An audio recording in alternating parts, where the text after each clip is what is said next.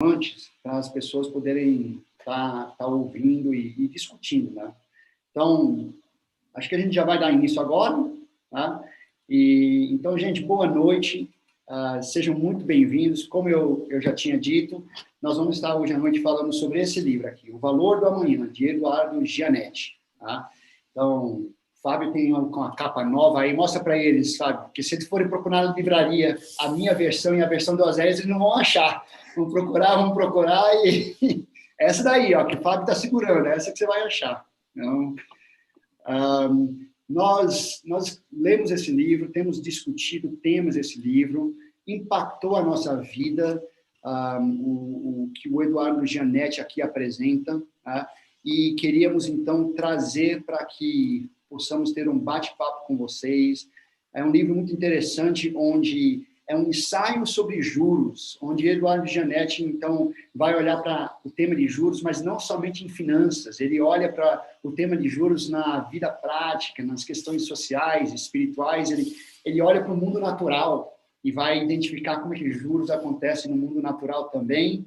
E, então, a partir disso, aí lá na quarta parte do livro, ele finalmente, realmente mergulha para dentro da parte de finanças, mas é bastante interessante. Nosso objetivo aqui hoje à noite é compartilhar com vocês algumas das coisas que temos refletido sobre frases e ideias que surgem nesse livro e que vocês possam, no bate-papo aí, estar fazendo seus comentários, suas reflexões. Os temas que pretendemos abordar aqui são as trocas que fazemos durante a vida. Também como nossas decisões são influenciadas. Também falar um pouquinho sobre o uso do tempo e dinheiro em nossas vidas, a tensão entre ter e ser. Então, vai ser bastante dinâmico aí. E vou aproveitar agora para passar a palavra para o Oséias, e ele vai se apresentar. Então, vai lá, Oséias. Olá, gente. Então, obrigado por todo mundo estar aí ouvindo, participando, interagindo, que é bom. E, bom, se alguém não me conhece, que aqui a gente tem convidados do Brian, do Fábio e do Oséias. Mas, enfim, eu sou um engenheiro, faz tempo, né? Comecei trabalhando com hardware na indústria de eletrônica, depois acabei migrando para a área de software, trabalhei em desenvolvimento, implantação de sistemas, mas sempre tinha um ser humano que usa o hardware e que usa o software. Então, eu acabei me incomodando com esse ser humano e busquei conhecê-lo mais. E já tem aí alguns anos que eu trabalho especificamente em focar no ser humano, não só na sua interação com hardware e software, mas com outras pessoas. Então, o meu trabalho tem sido individual também, de acompanhar pessoas em suas mudanças, em suas transições, e nas organizações trabalhando em processos de integração, team building, mudança de cultura. Então, esse é um pouco do que hoje me batizo como um engenheiro de pessoas. É isso por enquanto. Bom, Fábio, presente-se. Legal, Brian. Boa noite a todos. Obrigado pela presença de vocês. Isso é muito importante, é muito legal ter vocês conosco para a gente poder bater esse papo sobre um tema tão relevante. O Brian fez uma lista, né, de todos os temas que a gente se propõe a discutir hoje. É só isso, Brian, que a gente vai tentar falar. É fácil. Exatamente. Mas vamos lá. Eu sou Fábio Marques, eu sou economista por formação, me especializei em finanças também. Eu já estou aí há uns bons 25 anos nessa estrada também, trabalhando na área de finanças. Iniciei minha carreira no mercado financeiro, no banco de investimento, em mesa de operações, gerenciando carteiras de investimento. Depois fiz análise econômica também e encerrei, acho que, meu ciclo de vida corporativa em finanças corporativas, né? Administrando P&Ls em multinacionais. Mas aí, em um momento dessa minha carreira, alguma coisa, Deus me tocou, na verdade, e me fez enxergar que maximizar o valor da acionista já não estava me satisfazendo. Então, numa busca por propósito e significado, eu me engajei nessa carreira de planejador financeiro pessoal. A ideia é colocar todo esse aprendizado na área de finanças à disposição de pessoas e famílias, né, com o objetivo do quê? De ajudá-las, a capacitá-las, na verdade, através do planejamento financeiro, a estabelecerem seus objetivos de vida, né? Mas de uma forma diferenciada, com base em 2 princípios bíblicos bastante relevantes. O princípio da mordomia cristã, porque somos gestores daquilo que foi colocado em nossas mãos, partindo do pressuposto, né, do princípio de que tudo pertence a Deus e nós somos gestores daquilo que Ele nos disponibiliza. E o segundo pilar, o pilar da generosidade. Ou seja, nós estamos aqui gerenciando aquilo que é nos colocado nas nossas mãos, também com a finalidade de compartilhar, né? Compartilhar com aqueles que precisam ao nosso redor. Então, é isso que dirige hoje a minha carreira como planejador financeiro, é isso que me move, é isso que me coloca à disposição das famílias com quem a gente tem trabalhado. Bom, valeu, Fábio. Bem, meu nome é Brian, eu sou fui executivo por mais de 20 anos aí no mercado e há um ano atrás decidi fazer voo solo, começar uma empresa de educação financeira com o objetivo de educar o povo brasileiro inicialmente para que a gente não fique refém de um sistema desleal que quem não o conhece apanha dele.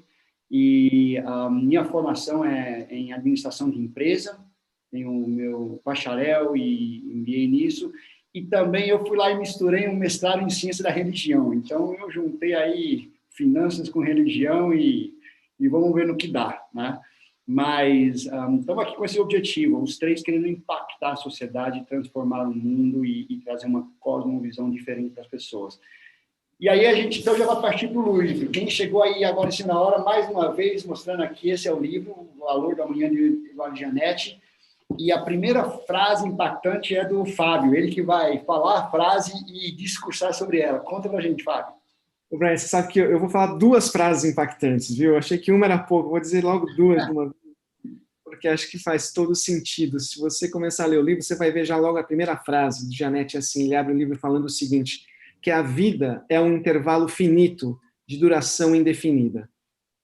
Eu acho que se a gente parasse só nessa frase, a gente já teria aqui um conteúdo para a gente ficar discutindo várias horas, né? A vida é um intervalo finito de duração indefinida. Tá? E aí, diante dessa realidade, diante desse fato, ele continua se questionando, ok, o que a gente faz diante disso? A gente decide fazer o quê? Pôr mais vida nos nossos anos ou pôr mais anos nas nossas vidas? Se é que isso é possível. A gente achou essa frase extremamente desafiadora, provocativa, né? Como é que é isso, pôr mais vida nos nossos anos? O que isso significa? Ou, eventualmente, acrescentar anos às nossas vidas? Do que a gente está falando aqui? O Brian já citou alguns temas, como trocas, né? E a gente vai falar de trocas intertemporais, de escolhas que a gente faz. Decisões, e que tem a ver não apenas com decisões financeiras, mas, enfim, decisões de vida, num aspecto muito mais amplo. Decisões do tipo, isto agora ou aquilo depois, não é? Pagar agora e viver depois, ou viver agora e pagar depois? O que vale a pena? O que está em jogo? E o Eduardo Gianetti fala desse prêmio da espera, numa ponta credora, versus o preço da impaciência na ponta devedora. Veja só, já estou lançando aqui vários conceitos. O que está por trás, né, dessa frase? É o conceito de juros.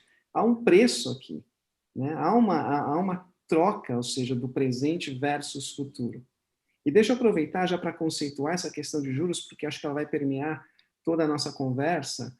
Juros nada mais é entendido, por menos, sob a ótica de finanças, de economia, como sendo o preço do dinheiro.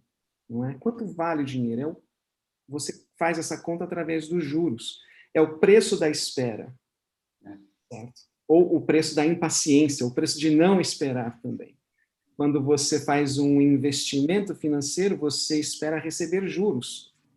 Você deixou de consumir hoje, então o preço dessa tua espera vai ser remunerado lá na frente, no futuro. Agora, quando você toma uma dívida, você paga um prêmio pela tua impaciência, há um custo. A taxa de juros define. E existe ainda o conceito dos juros compostos, né? Que o pessoal fala que essa é a matemática financeira. É o milagre da multiplicação. Quando você começa a fazer um investimento, essa trajetória dos juros compostos define uma curva exponencial. A mesma coisa do lado das dívidas, né? Por isso que quando você vê quando você não paga a fatura do cartão de crédito em dia, você rola para o mês seguinte, você vê o saldo devedor no mês seguinte, você fala, meu Deus do céu, o que aconteceu aqui? Isso multiplicou, né, exponencialmente, é o impacto dos juros compostos sobre a sua dívida. Um perigo, diga-se de passagem, um perigo. Mas, enfim, só para a gente começar esse esquenta aqui, Brian e Oséias, alguns conceitos e algumas provocações, né, que o Janete faz lá, já logo de partida, para a gente começar a conversar. Legal, eu acho que interessante, né, Fábio, você pensar, o investimento, ele nada é mais do que um ato de fé, né? Quando você dá aquele exemplo lá que você deu de por mais anos em nossas vidas, né, o investimento é uma crença que eu vou ter mais anos em minha vida, porque se eu não acreditar que eu tenho mais anos em minha vida, talvez a melhor opção seria a dívida, né? Então, a gente vê quão prático é essa reflexão. E aí a decisão você quer viver tudo agora, vai se endividar, a vida lá na frente vai ser dolorosa, né? Mas, pensando nessa coisa da vida, aí a gente tem que perguntar para o nosso filósofo aqui, né? Oséias, e aí? Desenrola isso para nós. Qual que é a resposta certa para essa frase aí do Janete? Por mais vida nos nossos anos ou mais anos em nossas vidas? Cara, eu vou pegar primeiro a outra frase que o Fábio colocou, que ele já parte da definição, da conceituação de que a vida é finita. Você sabe que aí já há controvérsias, né? Eu estou lembrando da aposta do Blaise Pascal, que ele estava fazendo uma matriz de decisão. Será que Deus existe? E será que existe vida depois da morte? E aí eu acredito ou não, né? Nessas possibilidades de combinações, de acreditar ou não, e a vida não ser finita, ela ser eterna, então já entra uma decisão complicada aí.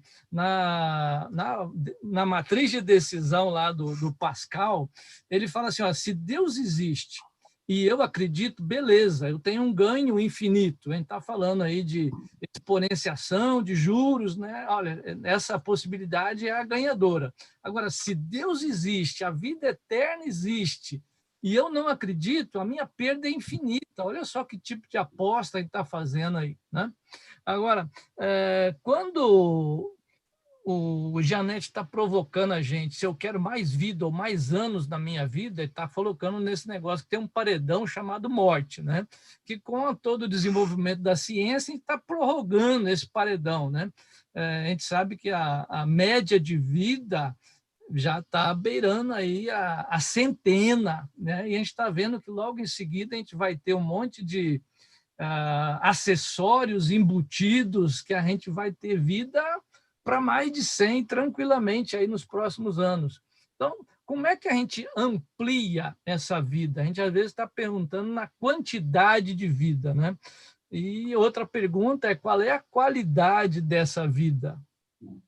Tem uma frase interessante do Thoreau, né? Assim que fala, né, Brian? É o cara que escreveu o Walden, e ele bota assim, olha, o preço de uma coisa é a quantia de vida exigida em troca. Então, toda essa aposta, esse investimento que eu estou fazendo, eu não estou botando apenas dinheiro, eu estou botando vida para colher vida. Falar em colher, tem um negócio muito interessante nos Salmos, né? Tem um salmo que fala do plantador, do agricultor, do semeador, que vai plantando e chorando. E olha só, porque nessa plantação, nessa semeadura, tem uma dura decisão, porque ele ou usufrui daquela semente, daquele grão para sua alimentação agora, ou ele poupa, plantando para colher depois.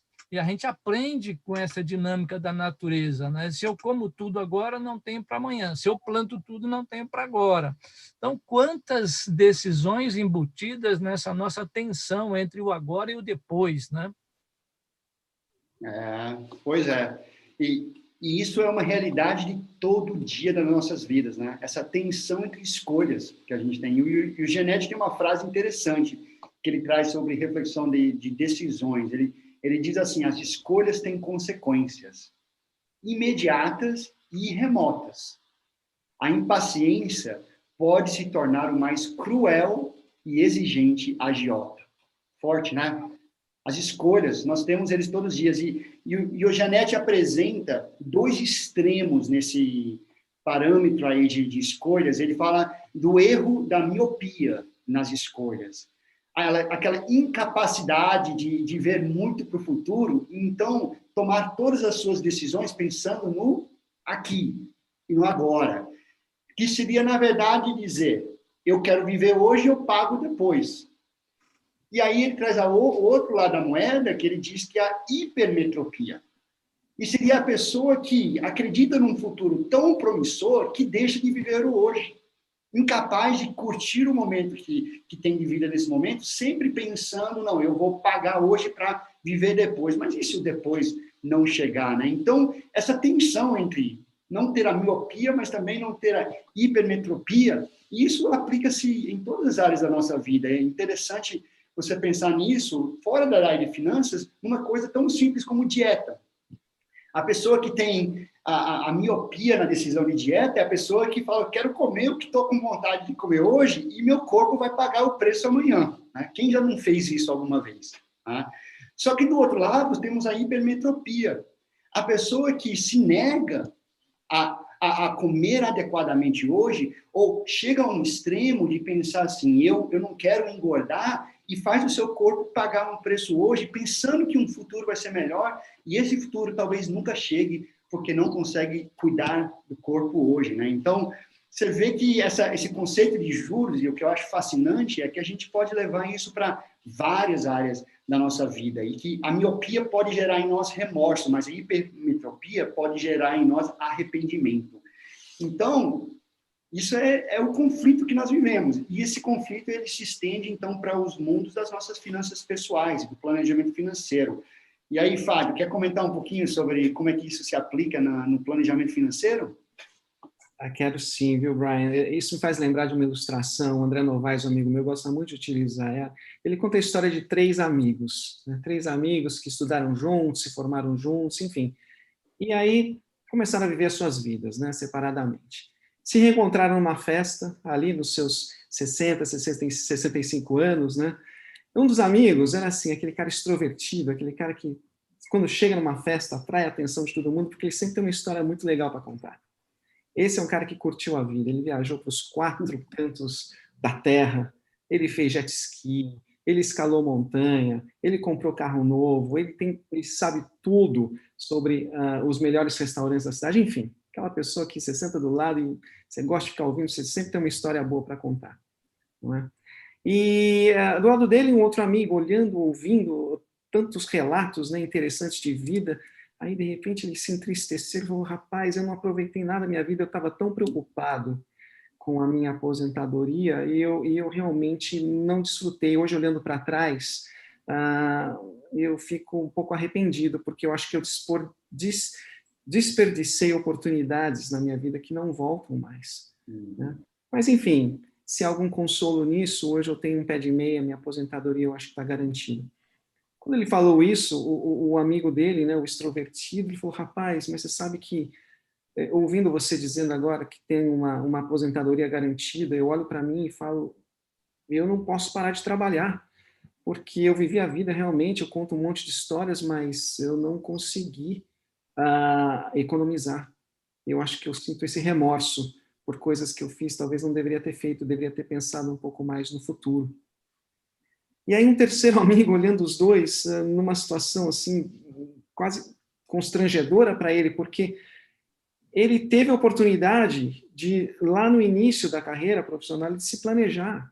Ele teve a oportunidade, talvez o privilégio, de pensar no futuro, de estabelecer seus objetivos de vida, executar seus projetos e ainda acumular um recurso que seria suficiente para sua manutenção, né, nesse período de aposentadoria, onde ele decidiu parar de trabalhar, né, para ter uma vida ali de geração de renda contínua. Enfim, isso para mim é um exemplo claro e vivo, né, de como essa coisa é real. Ela acontece, ela está do nosso lado.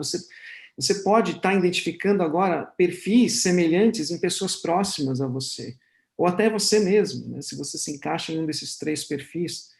Mas você me perguntou, Brian, qual o exemplo disso para planejamento financeiro? Eu acho que a gente pode citar o exemplo clássico da aposentadoria, né, o planejamento de aposentadoria.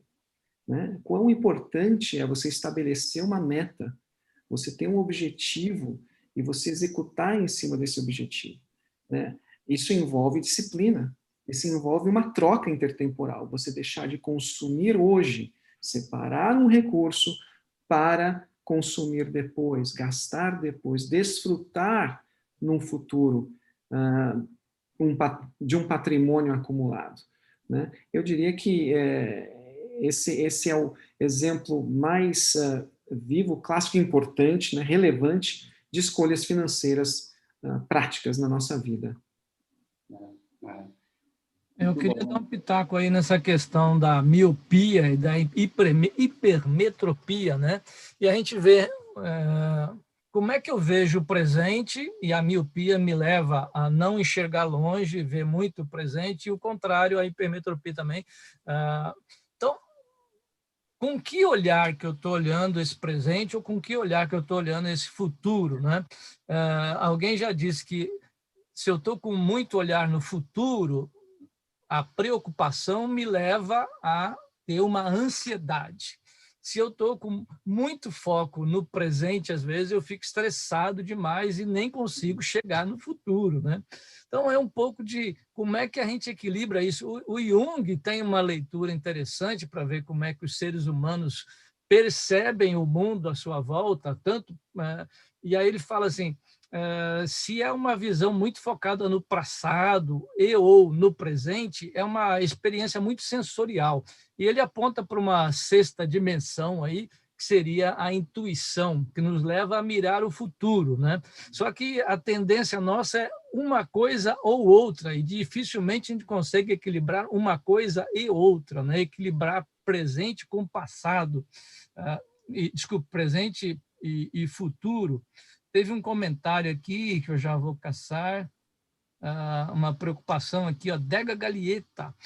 O conceito de viver hoje, não sei do amanhã mesmo, né? E aí a gente tem um pouco daquela leitura do Cardinho, vamos curtir hoje, porque amanhã é incerto, né? Então, olha, esse guardar e economizar é uma armadilha, porque eu não sei quanto tempo terei, mas e se, pelo contrário, eu não guardar nada e terei muito tempo? Como é a tendência nossa de ter mais quantidade de vida? Então, a gente precisa balancear. Eu quero ter quantidade com qualidade de vida, tanto agora como depois. Então, esse equilíbrio é mandatório, né? Tem outro comentário aqui do Ézio, né? Como eu lido com o tempo tem relação direta com o prazer imediato ou postergado. Sabedoria para lidar com isso, né? E essa palavra sabedoria me faz lembrar do salmo que é atribuído a Moisés, né? Onde ele faz uma oração pedindo a Deus que lhe dê sabedoria para saber contar os dias. E uma coisa engata na outra, né? Se eu consigo aprender a contar os meus dias, eu adquiro sabedoria. Se eu adquiro sabedoria, eu consigo dar conta melhor dos meus dias. E aí, pensando nessa coisa de escolha, então, né, o que a gente sabe, assim, se ficarmos em um extremo ou outro, nós provavelmente não acertamos a conta, né? Só que também a economia comportamental vai nos trazer, e tem um cara interessante que talvez vai ser um assunto que a gente discuta em outro momento aqui, o Richard Thaler, que fala sobre um conceito chamado nudges, então um empurrão, né? E ele vai falar sobre a necessidade de nós criarmos mecanismos de tomada de decisão hoje para decisões que a gente vai ter que tomar amanhã. Porque na hora que o amanhã chegar e a gente estiver no calor da decisão, se nós não fizermos isso antes, a chance de errarmos, de não mapearmos a situação corretamente, tomar as decisões certas, então isso também tem a ver com não somente o se privar de algo hoje, mas usar o tempo hoje para planejar o amanhã garante que os amanhãs que ainda chegarem, enquanto tem intervalos, né, definidos por um tempo indeterminado. Enquanto esses intervalos continuarem acontecendo, nossos próximos intervalos vão ter decisões melhores. Então, existe, acho que talvez uma preocupação de dizer, não é tempo perdido planejar para amanhã, né? É claro que você não pode perder o dia todo hoje só planejando amanhã, senão você perdeu o equilíbrio aí, né? Mas é interessante. Mas até pensando em não perder o tempo, nós entramos aqui em um outro tema, né, Fábio? Vida ou dinheiro, e aí? Ô, Brian, você me permite? Eu estou vendo aqui um questionamento do Jean, e eu achei muito interessante e acho que tem a ver com um pouquinho com o que a gente estava discutindo. Vou responder essa pergunta do Jean e depois a gente entra no ponto do tempo ou dinheiro. Ele fala assim, olha, na experiência de vocês, a decisão de escolha do presente em detrimento do futuro pode se dar mais de forma genética, de perfil, personalidade, ou está ligada a decisões conscientes? Essa é uma coisa interessante, porque o Janete também discute um pouco isso, sabe? Essa luta entre a gratificação imediata e a paciência e o cuidado com o futuro. A gratificação imediata relacionada ao sistema límbico, né, uma coisa meio biológica mesmo, e a paciência com o córtex pré-frontal, ou seja, está na nossa mente, existem forças dentro de nós, né, que fazem parte da nossa constituição física, biológica, que estão atuando, né? Um lado, puxa, eu quero algo agora, eu quero que você realize a minha vontade agora. Tem muita estratégia de marketing, inclusive, voltada ao sistema límbico. Como é que você destrava os gatilhos para uma resposta emocional de compra? Tem muita gente atuando de forma científica até com esses gatilhos mentais. Mas o que eu quero dizer com isso? Que existe uma propensão humana, sim, a descontar o futuro, a realizar agora, a trazer essa gratificação. E o Janete cita 3 fatores que definem isso. Primeiro, você tem fatos biológicos, que é a morte e o envelhecimento.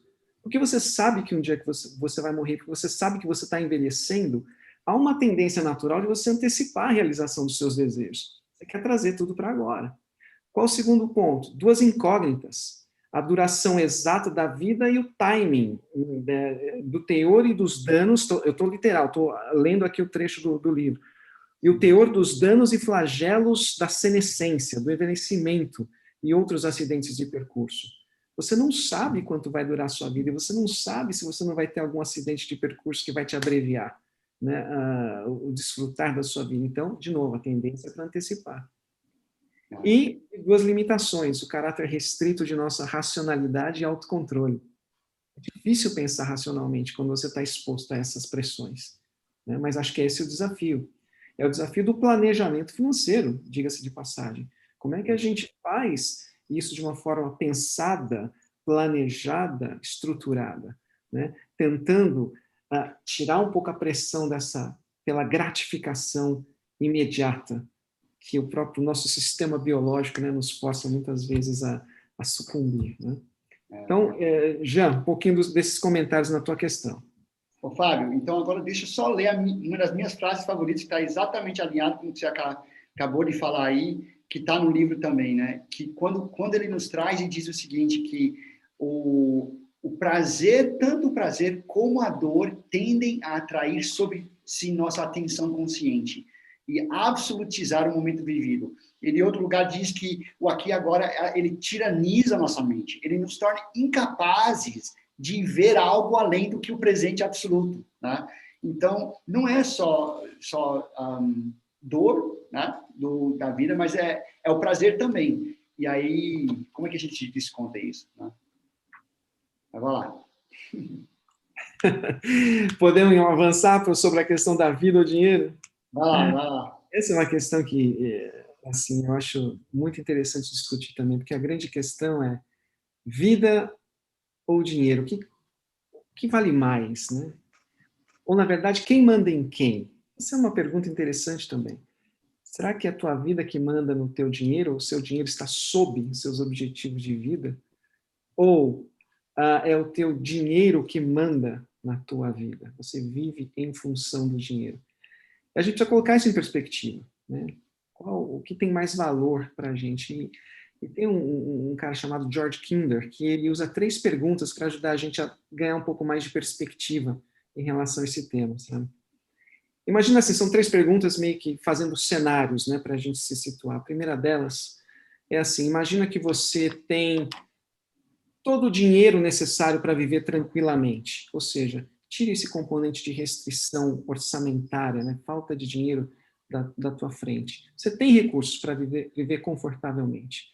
A pergunta é, o que você mudaria na sua vida dentro dessa realidade? Então, pensa, ok, se dinheiro não fosse o problema, como é que eu estaria vivendo a minha vida? Quais seriam as minhas prioridades? Não é? A segunda pergunta é a seguinte, o cenário é o seguinte, você vai ao médico, e o médico te dá a seguinte notícia, olha, você tem um prazo definido de vida, que será entre 5 a 10 anos. Você não sabe, entre 5 a 10 anos, quando você vai morrer, mas vai acontecer nesse intervalo. A boa notícia aqui, se é que existe alguma boa notícia, é de que você vai continuar vivendo na plenitude das suas faculdades físicas, mentais, você não vai sofrer dor por conta disso. Mas você tem um intervalo agora definido. Como é que você viveria a sua vida? Como é que você organizaria suas prioridades sabendo que existe um intervalo definido para a tua existência aqui? O que te move? Para que lado você corre? E a última pergunta é uma pergunta um pouco mais radical e ela é mais forte, porque o mesmo médico agora chega para você e fala, olha, você só tem mais um dia de vida e nada mais. Ou seja, não há mais tempo para mais nada. E a pergunta é, quais são seus sentimentos diante dessa pergunta?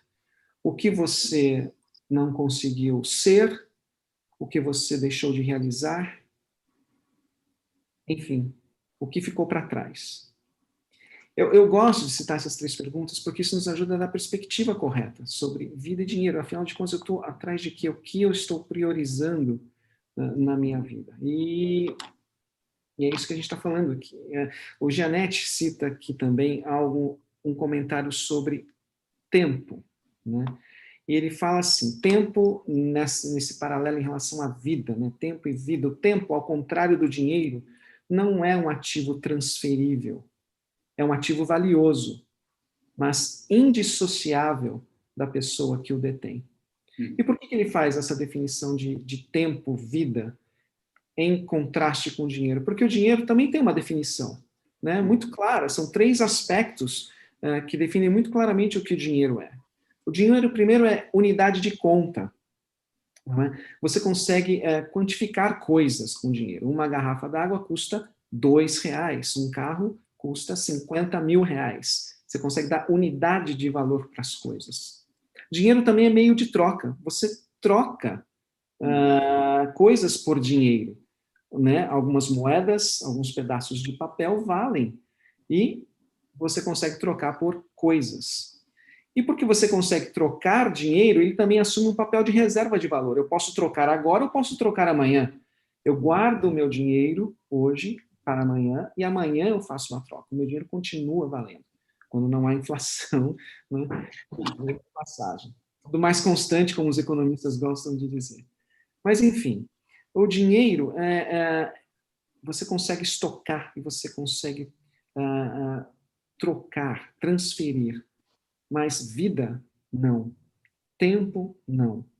Por isso que é importante você definir primeiro o que você faz com o seu tempo, para que depois você defina, coloque o dinheiro para servir aos seus objetivos definidos para a sua vida e para o seu tempo.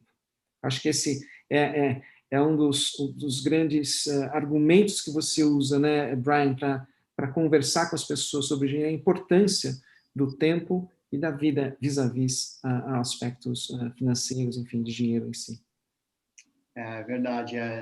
Eu trabalho muito na parte de educação financeira, ajudar as pessoas a descobrirem que eles precisam achar o valor que eles chamam de suficiente, o suficiente, né?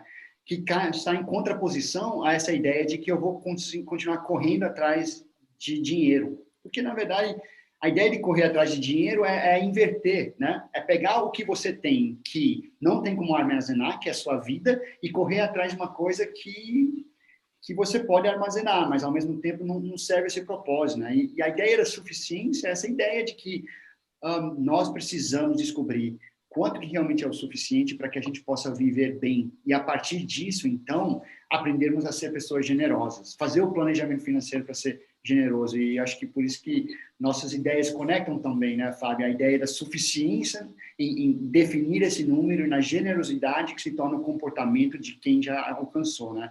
E eu costumo dizer que a suficiência, ela é atingida quando a gente tem 4 coisas bem definidas. A primeira delas é a gente precisa ter uma boa gestão das nossas finanças. A gente precisa saber quanto está entrando e quanto está saindo. Para onde está indo o nosso dinheiro. Mas a gente, além disso, precisa também ter muito bem definido o que é valor para nós. Qual que é a nossa referência interna de valor. Porque se a gente deixar o mercado definir isso para nós, nunca teremos o suficiente. Sempre precisaremos de mais. Então, nós precisamos definir qual é a vida que eu quero ter e que tem valor, e aí, a partir disso, eu consigo definir o suficiente para atingir isso. E mais 2 elementos importantes é um propósito maior de vida. Eu preciso pensar que eu vivo por algo que é mais do que simplesmente os meus desejos, minhas necessidades. Que eu tenho um objetivo maior sobre a minha vida. Porque se eu só correr atrás de desejos e necessidades, a filosofia já nos traz isso. O desejo, ele é constante. Uma vez que eu conquisto uma coisa, eu não desejo mais aquilo, eu desejo outra coisa, porque já conquistei, né? E o 4º elemento para a suficiência é a responsabilidade com o outro. É um olhar para o mundo para perceber, eu não existo aqui só para cuidar de mim. Eu não posso desperdiçar dinheiro em coisas que não valem a pena. Eu preciso aprender a devolver para outros. E fazer essa pergunta, e se todo mundo fizesse isso que eu estou fazendo com o meu dinheiro? Daria para todo mundo? Seria um bom mundo para todo mundo se todo mundo fizesse o que eu estou fazendo com o meu dinheiro? Então, esses 4 elementos ajudam a gente a perceber que o dinheiro em si, ele não tem um valor intrínseco. O que tem valor é a nossa vida. E que o dinheiro tem que ajudar a gente a atingir as metas da nossa vida, e não a nossa vida correr atrás do dinheiro. Eu acho que essa é a ideia por trás de suficiência, e que nos coloca numa posição para sermos pessoas generosas. Dizer, eu tenho o suficiente e eu quero agora ser generoso para com o outro, e planejar dessa forma, né? Então, acho que é isso que é fundamental. Queria só fazer um comentário adicional sobre generosidade, Brian. Sem dúvida nenhuma, exercitar a generosidade é algo que abençoa as outras pessoas, né? A gente promove o bem para as outras pessoas, mas eu acho que quando a gente é capaz de exercitar a generosidade, os maiores beneficiados somos nós mesmos. Eu vou te dizer por quê. Porque o exercício da generosidade quebra o poder do dinheiro sobre as nossas vidas. Isso é muito importante. Isso é muito importante. Quando você se planeja, quando você se sente, você vê que é possível exercitar a generosidade. Poxa, você vai quebrar o poder do dinheiro, você não vai deixar que o dinheiro domine suas decisões, ou o amor pelo dinheiro domine as decisões da sua vida. E você vai ver o quão recompensador, gratificante compartilhar com outras pessoas. Acho que está na essência do conceito de generosidade. Abençoa os outros, sim, mas principalmente você. Né? Isso é uma coisa muito interessante que eu faço sempre questão de ressaltar enquanto estou discutindo sobre esse tema com os meus clientes e amigos também. Isso aí. Cara, eu estou repassando aqui os comentários, tem um que ficou para trás aqui do Armando, falando, olha, eu tenho amigos que pagaram para viver depois e depois não aconteceu, olha que situação. E outra irmã aqui, a Silvia, falando, olha, não guardo nada, não penso no amanhã, eu estou aqui aproveitando, viajando, o valor da minha aposentadoria. Rejane está falando, ó, fundamental se preparar para a aposentadoria, tem que começar cedo. Saiu na conversa aí, olha só, aqui o Ágata também colocou, a generosidade quebra o poder do dinheiro sobre nossas vidas. E é interessante, né, que tem uma frase lá do Jesus de Nazaré, Mateus 6, no Sermão da Montanha, falando assim, olha, não dá para servir a 2 senhores, né? Ou vocês servem a Deus ou ao outro Deus, que é o dinheiro. E ele dá nome para esse Deus, chama Mamon. Então, esse Deus dinheiro, ele toma posse da nossa vida, não é a gente que tem posse do dinheiro, olha que situação, né? E essa frase de Jesus está encadeada, logo depois o evangelista coloca assim, por isso não se preocupem com amanhã, Olha só como é que engatilha a coisa, né? Às vezes a gente está fazendo esse estoque, né? E como disse o Armando aqui, alguém bateu na porta, louco, essa noite vão pedir a sua alma, a sua cabeça, você dançou. Então, como é que a gente preserva esse presente que Deus nos dá, que é a vida, e, ao mesmo tempo, tem combustível, né? Lembrando daquela parábola lá das virgens que tinham azeite ou não para dar continuidade na hora que o evento principal acontecesse, né? Como é que a gente se prepara para o amanhã, se houver, quando houver, quanto houver, né? É um dilema. A gente está falando várias coisas aqui da sabedoria, né? E a sabedoria, nós estamos falando de valor, valor do amanhã, né? E naquela citação lá do Sermão do Monte, Jesus fala assim: olha, presta atenção nos passarinhos. Os caras não estão ali, não plantam nada e Deus cuida deles. E a pergunta que Jesus coloca para aquela galera que estava ouvindo, e é para nós agora também: você não vale muito mais do que os passarinhos? E essa coisa do valor, né? A gente fala, vale quanto pesa, né? O dinheiro já pesou o seu valor. Hoje é um papel e a gente acredita que aquilo ali vai valer alguma coisa na hora de descontar o papel, né? Então, o papel já está se tornando virtual, porque agora o dinheiro é digital, né? Então, deixou de ter peso, agora é vapor, né? Nem software, vapor, né? Você não está vendo mais. Como é que a gente lida com isso, né? Como é que a gente equilibra esse valor da vida nessas trocas todas, né?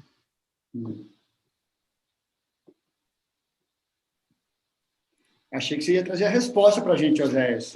Ô, rapaz, mas a gente faz as perguntas.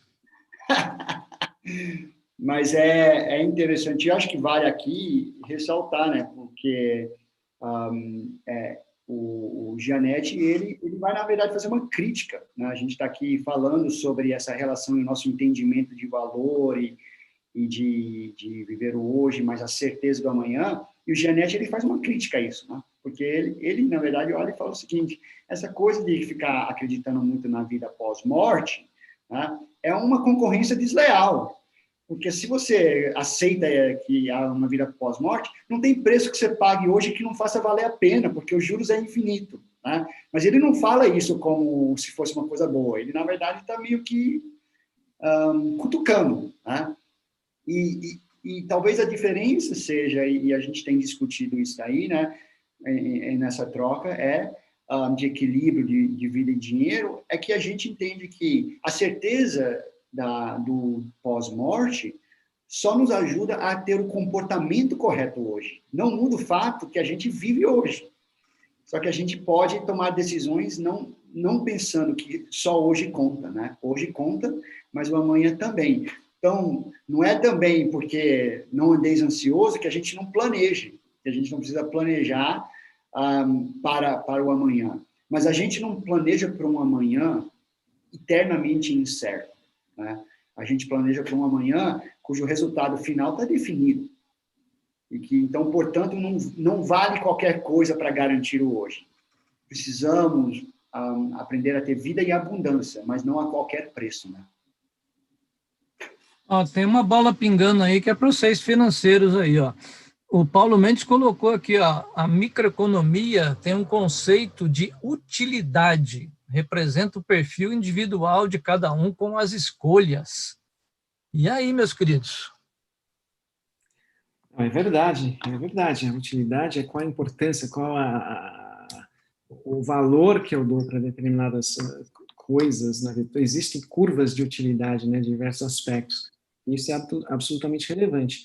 E traz também, está no bojo dessa discussão, quer dizer, qual o valor do dinheiro vis-à-vis as minhas decisões de vida? Qual a utilidade desse dinheiro? Né? Qual é a essência de valor dessa coisa de metal e eventualmente das posses materiais que eu venho a acumular nessa vida? E eu quero fazer essa conexão, né, com a ideia da eternidade que o Brian também trouxe. Ou seja, qual é a utilidade, qual é o valor de se acumular riquezas neste mundo? A Bíblia também é muito clara né, quando ela diz que, olha, vocês não devem se preocupar em acumular riquezas neste mundo, porque nesse mundo a traça vai comer, a ferrugem vai corroer.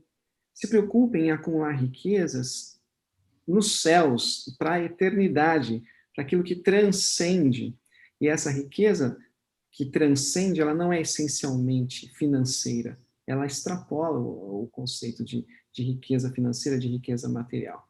Né? Isso tem a ver com decisões, efetivamente. Né? E se eu estou muito preocupado em pautar as minhas decisões nessa vida através de acumulação financeira, eu posso estar tomando decisões equivocadas no que diz respeito à acumulação espiritual, ou seja, dos meus tesouros celestiais. Né? E essa é uma questão que a gente precisa efetivamente trazer também para a discussão. E cada um, dentro desse nosso papo, desse nosso fórum de discussão, trazer para a sua realidade e avaliar, né, onde está o meu foco.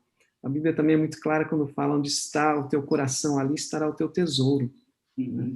Aonde a gente, então, está colocando o nosso coração e aonde a gente está encontrando o nosso tesouro? Nas coisas aqui, materiais que passam, que a gente sabe que passam, ou nas coisas que não passam, que são eternas? Interessante, né, essa coisa do ter para quê, né? E eu estou ligando também com essa utilidade do ter. E tem uma frase numa carta do apóstolo Paulo falando, olha, vocês trabalhem para ter, para comer, mas também para acudir o outro, que o outro também precisa comer. E voltando aos aquele cara, o escriba lá, que perguntou para Jesus, Jesus, qual é o maior mandamento? Ele falou assim, tem dois, um A e um B. Um A é você amar a Deus acima de todas as coisas. Um B é você amar o próximo como a si mesmo. Né? Então, essa equação de eu ter para eu comer, mas também ter para suprir esse outro, que também precisa comer. E aí entra a questão da generosidade, que vocês já falaram, né? Como é que a gente trabalha essa questão da desigualdade, né? E já desde os franceses lá, na égalité, fraternité, não sei o quê. Igualdade ou justiça? Do que a gente está falando nessa distribuição de riqueza? Né? Tem gente comentando aqui, né, que o nosso país não incentiva muito essa coisa do investir, principalmente aí o nosso imposto previdenciário, que depois desaparece. Né? Então, é um negócio meio mandrake. Mas, enfim, tirando essa característica Brasil aí, e até tem as alternativas que a gente tem a previdência privada, alguma maneira de eu privadamente me prevenir, mas um pouco é essa coisa, um pouco não muito, essa coisa do confiar nesse Deus que cuida do hoje e do amanhã. E aí, Brian, como é que fica essa coisa? Eu tenho para ser o que sou ou sou para ter o que tenho? Como é que você fecha essa coisa? Então, e eu acho que as escrituras também vão nos trazer essa leitura, né? Porque é um conflito constante entre o meu objetivo é o ser, né? Ou é a ambição que me toma, o desejo de ter algo, né? E o que a Bíblia vai nos trazer? É que a gente deve ter contentamento em todas as circunstâncias, tá? E que a gente aprenda, então, é que dentro da circunstância que a gente vive, o primeiro passo é a gente tem que saber como ser. Como ser. Só que não ser no sentido de aceitar a condição, mas é o ponto de partida para o qual nós devemos sonhar. Eu acho que o grande desafio que nós enfrentamos é que o mercado vai nos dizer que o sonho que nós devemos sonhar é o sonho de ter. E o que você também está trazendo, Osés, nesse comentário, é que o sonho que devemos sonhar não é o sonho de eu ter, mas é o sonho de nós termos. É o sonho de realmente como é que a gente muda o jogo de uma forma para que entendemos que, a partir de um contentamento, eu passo a trilhar novos sonhos. Né? E acreditar que o futuro pode ser diferente do que ele é hoje. Né? Então, eu acho que essa ideia de contentamento nos traz essa percepção. Não contentamento no sentido de acomodar, mas contentamento no sentido de dizer, é a partir disso que eu defino quem eu sou. E a partir disso, minha busca não será ter, mas será ser a pessoa que permite que todos tenhamos, que a gente tenha realmente uma igualdade, né, maior. Então, essa é a minha leitura, pelo menos, né? E eu acho que esse é um grande desafio para enfrentarmos, porque é contra o mercado, né?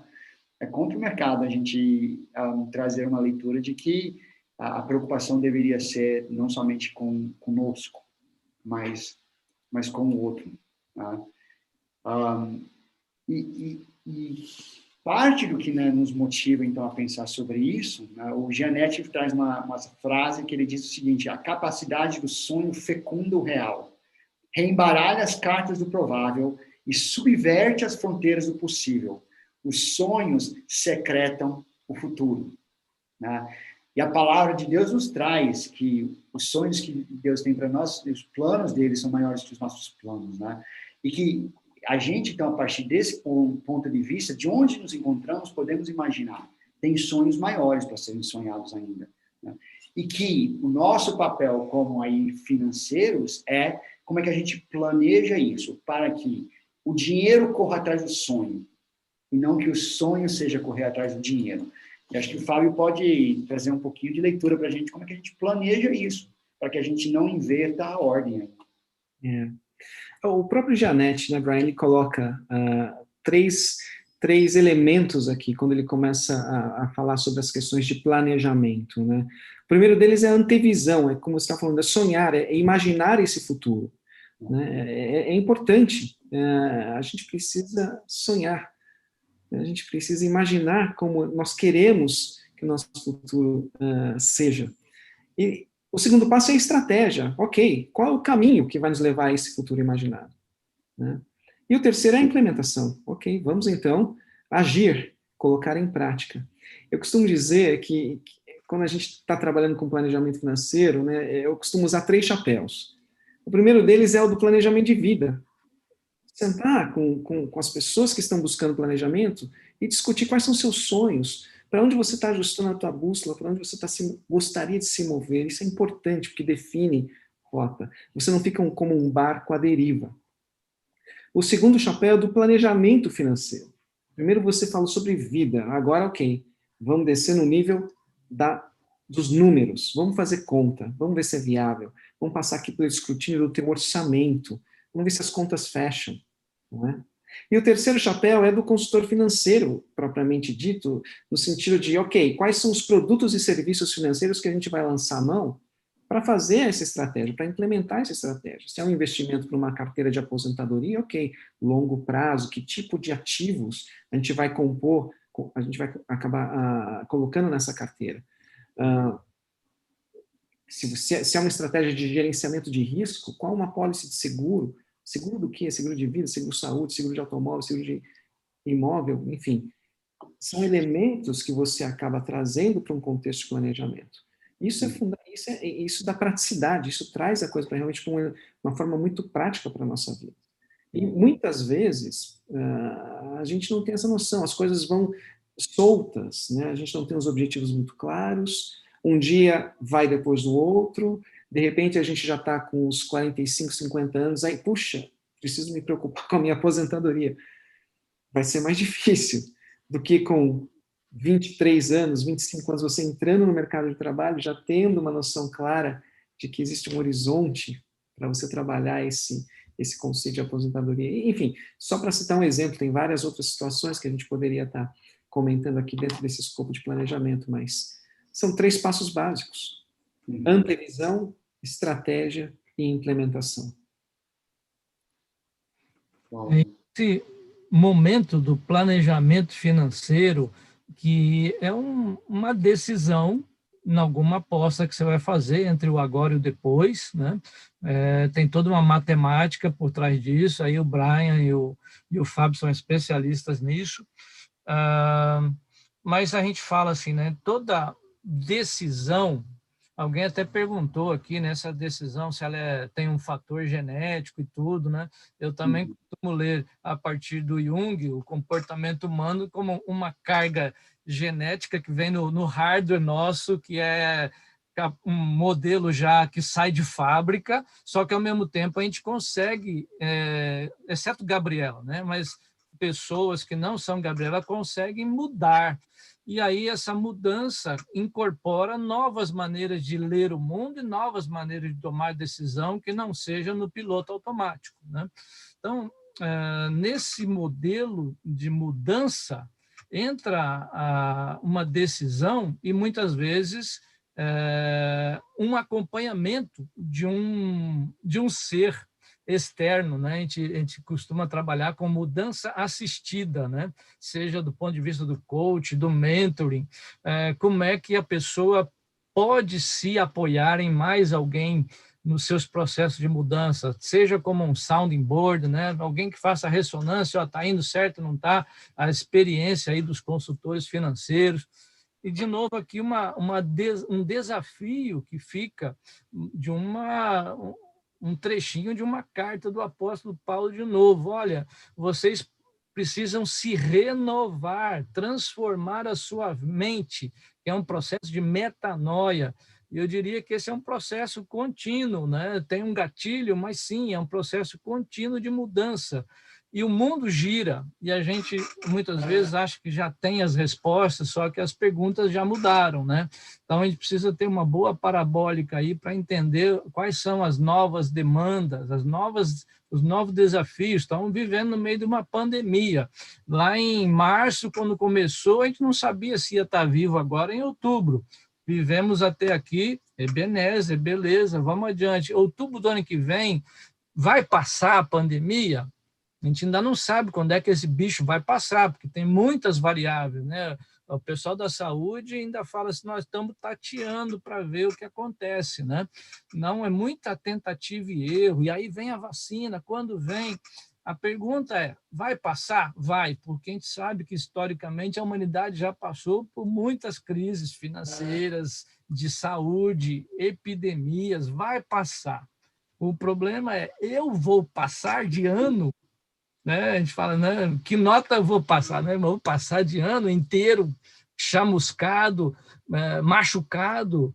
E a vida é essa coisa, né? A vida, como dizia lá o Forrest Gump, a mãezinha dele ensinou para ele, a caixinha de chocolates, né? A vida é uma caixinha de chocolates que se abre, cada hora tem uma surpresa ali, que legal, né?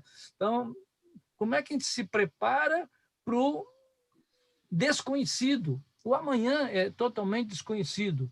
Só tem um cara que conhece o amanhã, que é esse Deus que cuida de nós hoje e amanhã. Você sabe que você está falando isso, Oséias, e teve um comentário aqui do Bebeto, ele diz, talvez nós precisamos mais de educação e planejamento para partilhar do que para acumular, né? E assim, falando diretamente, é por isso que a gente está aqui, gente. Nós temos nos reunido, temos conversado, porque estamos entendendo o seguinte, que parte do nosso papel é gerar uma esperança com base bíblica no mundo em que nós vivemos. Então, Oséias está aqui com todo o seu conhecimento, falando sobre como é que a gente alinha propósito de vida dentro desse contexto. Eu estou aqui trabalhando a ideia de vamos educar as pessoas para que eles entendam melhor suas finanças, e junto com o Fábio, o Fábio é especialista nessa parte de planejamento financeiro. Então, nós estamos tentando trazer uma leitura exatamente para dizer o seguinte, que se nós não repensarmos o papel de dinheiro em nossas vidas, continuaremos sendo um povo que não traz esperança nesse diálogo. Seremos como qualquer outro que está no mundo do mercado sendo devorado pelo dinheiro. Então, o nosso papel é esse. O nosso papel é gerar esperança. E o Jean trouxe de novo o que a gente comentou mais cedo, quando ele traz aqui, diz o seguinte, que com tanta desigualdade, é difícil a gente pensar no amanhã, porque a gente está tentando sobreviver o hoje. E o Gianetti vai dizer isso, exatamente isso, que o hoje tiraniza a nossa mente, mas a partir de uma cosmovisão cristã, onde nós entendemos qual é o papel do dinheiro em nossas vidas, e que garantir o hoje não é o nosso projeto maior, mas estamos já inseridos dentro de um projeto eterno, então nós precisamos entender que a gente tem que esperançar todos os dias, e precisamos ajudar as pessoas a ter o equilíbrio hoje, mas quebrar uns conceitos, né? Eu compartilhei essa semana com com o Fábio e o Oséias, um conceito interessante que eu ouvi de um comediante, né? Que todas essas coisas que o Fábio estava falando mais cedo sobre não vamos amontoar para nós coisas aqui na Terra, mas sim no céu, porque todas as coisas que a gente está amontoando, acumulando aqui na Terra, na verdade estão em algum estágio de se tornar lixo. Tá? Em algum estágio, eles são pré-lixo. Ele pode ser um pré-lixo novo, ele pode ser um pré-lixo de 1 ano de uso, mas um dia ele se torna lixo. Tá? Então, como é que a gente repensa isso e começa a investir em pessoas? E começa a investir em coisas que têm um valor eterno? Porque as pessoas, elas têm valor eterno. E é isso que a gente tem que esperançar nas pessoas. Né? Um novo céu e uma nova terra vai chegar. Mas enquanto isso não chega, a gente vai trazer essa esperança para as pessoas ou a gente vai falar para eles, ó, não sei se você vai chegar a ter esse novo céu e nessa nova terra. Né? Então, esse é o papel que a gente está tentando desenvolver. Esse é o real valor do amanhã, né, Brian? Essa é a verdade. Esse é o real valor do amanhã. É isso. Gente, muitos bons comentários e passamos aqui, eu acho que por nossos tempos, então eu quero só dar uma oportunidade, se o Oséias quiser fazer uma última colocação, o Fábio, e agradecer desde já a todos que estiveram aí participando e dizer para vocês que nós temos a intenção de ter outros momentos como esse, e eu vou estar compartilhando agora aí no bate-papo um link, que gostaríamos que você clicasse nesse link, respondesse a pesquisa que está ali, que vai nos falar um pouco qual foi sua opinião sobre o nosso tempo hoje, e que também vai dar umas dicas do que poderíamos conversar em outros momentos. Então, traga suas considerações finais, Oséias. Cara, eu só quero fazer aqui, para finalizar, uma oração, que é a oração do Agur, que está no livro dos Provérbios, né? E ele fala assim, olha, Deus, não me dê nem pobreza nem riqueza, dá-me apenas o que for necessário, ou o suficiente. Pois se eu ficar rico, pode ser que eu te negue, Senhor. Quem és tu? Né? E se eu ficar pobre demais, pode ser que eu desonre o seu nome, Senhor. Então, eu termino aqui com essa oração do Agur. Muito bom. Fábio, considerações. Claro. Eu quero citar as palavras do Ron Blue, que é um planejador financeiro americano. É uma referência também de planejador financeiro com base cristã. E ele fala que o dinheiro, ele é uma ferramenta, porque a gente faz coisas com dinheiro, efetivamente. O dinheiro também é um teste, tanto na abundância quanto na escassez. E eu diria que talvez o teste na abundância é um teste muito mais complexo e difícil do que na escassez. Por quê? Na abundância você não procura Deus. Você se torna autossuficiente. Mas na escassez você busca Deus. Né? E você encontra respostas e o aconchego divino. E o dinheiro também é um testemunho. Isso é tão importante. O dinheiro é um testemunho daquilo que Deus pode fazer em nossas vidas, não é?